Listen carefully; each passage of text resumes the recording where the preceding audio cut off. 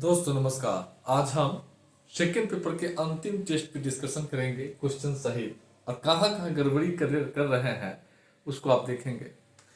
देखिए, टेस्ट में आप लोग का परफॉर्मेंस सही है, एसटीएम तो बनने जा रहे हैं, लेकिन पढ़ना पड़ेगा। कंटेंट पढ़ते नहीं हैं आप लोग।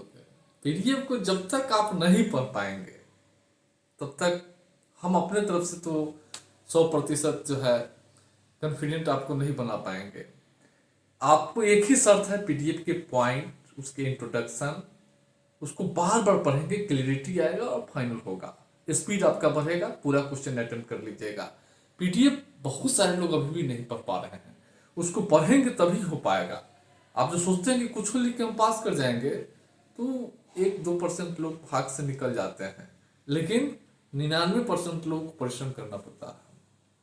अब देखिए, सब चीज तो सही लिखे हैं आप। जैसे कि मान लीजिए पहला क्वेश्चन है, तो भारतीय संविधान में पंथनिरपेक्षता का उपबंध जो लिखना था,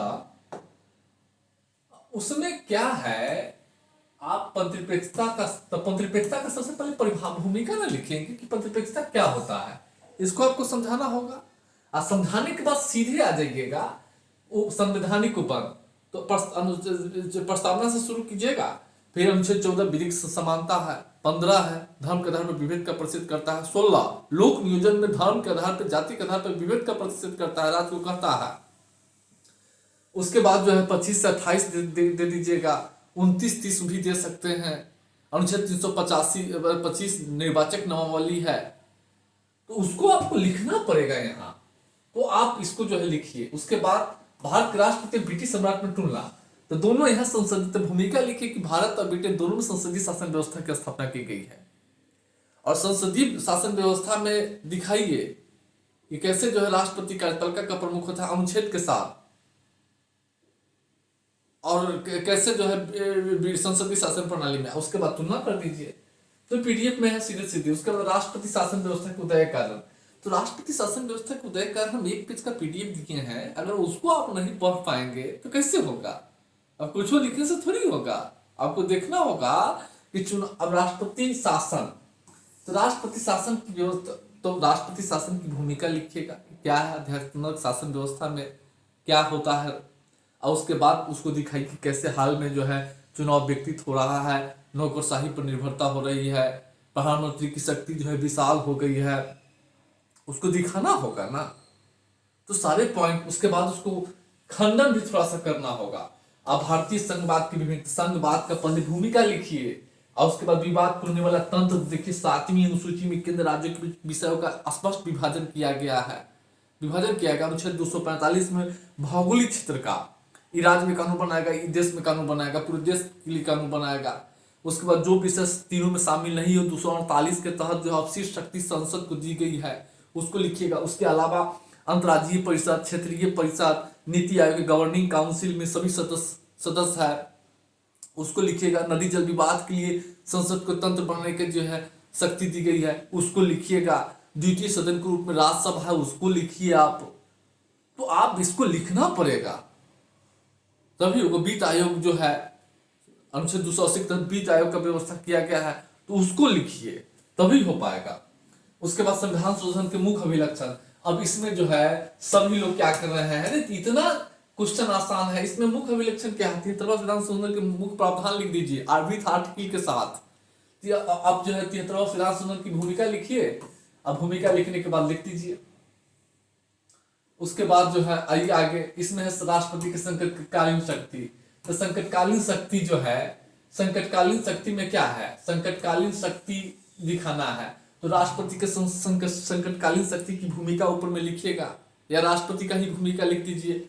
अब उसकी आलोचनात्मक समीक्षा करना है, तो इसमें जो है इसके आलोचना भी करना है इस संकटकालीन शक्ति का, इसके महत्व भी बताना है, यही दोनों लिखना है। तो आप पूरा संकटकालीन प्रावधान लिखने जा रहे हैं, तो संकटकालीन प्रावधान लिखिएगा तो अटेंड कर पाइएगा। आप सीधा आलोचना महत्व लिख के आगे बढ़िए, डिस्कस दीजिए, हो गया। संक्षेप में जो है एक डायग्राम बना के देखिए, 352, 352, 356 और 360, इसमें राष्ट्रीय, राज्य और वित्तीय आपात है। उसके बाद सीधे लिख दीजिए। तो आप आपात लिखने जा रहे हैं पूरा प्रावधान, तो आपात से कुछ होगा। तो इससे नंबर मिलेगा। एग्जामिनर अगर मान लीजिए भाग ठीक होगा तो मिल जाएगा, नहीं तो नहीं देगा। तो यहाँ पर भारतीय राजनीतिक बहुदलीय व्यवस्था लोकतंत्र को शोभा बनाने वाली है, जबकि वास्तविकता है कि भारतीय राजनीति एक दल की प्रधानता वाली बहुदलीय व्यवस्था के रूप में काम करती है। क्वेश्चन यहाँ है, क्योंकि भारत में बहुदलीय व्यवस्था है, आप जानते हैं 2700 से अधिक राजनीतिक पार्टी है भारत में। आप जैसा कि जानते होंगे अमेरिका की तरह, स्विट्जरलैंड की तरह दो-दलीय व्यवस्था नहीं है, हालांकि अमेरिका में भी बहुत सारे छोटी छोटी पार्टियां हैं। तो कैसे जो है एक दल की प्रधानता वाली जो है केंद्र से 1951 से लेके अभी तक कैसे केंद्र में एक दल की प्रधानता वाली या बिहार में एक दल की प्रधानता वाली, यानी एक दल बड़ा होता है और बाकी छोटे छोटे दल होता है, मिलकर सरकार बनाता है। तो इसके जो है इसको जो है इसके कारण, आप इस तरह के क्वेश्चन में इसका कारण लिखिए और उसको दिखाइए कि कैसे एग्जाम्पल है, आप फिर उसका महत्व चुनौती लिख के हो जाएगा। तो पीडीएफ पे सीधे सीधे ना राजनीतिक दल के पीडीएफ में उसको लिखिए। अब इसमें जो है अमेरिका की उच्चतम न्यायालय और भारत के उच्चतम न्यायालय की तुलना करना था। अमेरिका के उच्चतम न्यायालय में जो है और भारत के उच्चतम न्यायालय में तुलना, तो दोनों की तुलना पीडीएफ पे, सुप्रीम कोर्ट वाला पीडीएफ है उसमें स्पष्ट लिखा हुआ है, उसको आप देखिए। और उसके बाद संसद और उच्चतम न्यायालय के बीच जो है 1991 से लेकर अभी तक कैसे विवाद की संघर्ष के विभिन्न मुद्दे हैं, 10 को मुद्दा देने दीजिए, हो जाएगा। आप उच्चतम न्यायालय की जो है भूमिका लिखिए। यह भारत का सर्वोच्च न्यायिक निकाय है, अनुच्छेद 124 के तहत भारत में एक उच्च न्यायालय, एक उच्चतम न्यायालय होगा। लिखने के बाद सीधे आ जाइए लिखिए। तो यहाँ पर बाकी चीजों में आपका प्रॉब्लम नहीं है। इकोनॉमिक्स वगैरह क्वेश्चन तो हवा में उड़ा देते हैं आप लोग, तो इसमें क्या बताएं, हवा में उड़ा देते हैं। अच्छा, इसमें जलवायु प्रदेश पूछा गया है, तो आप जो है कृषि एग्रो क्लाइमेट जोन लिख रहे हैं।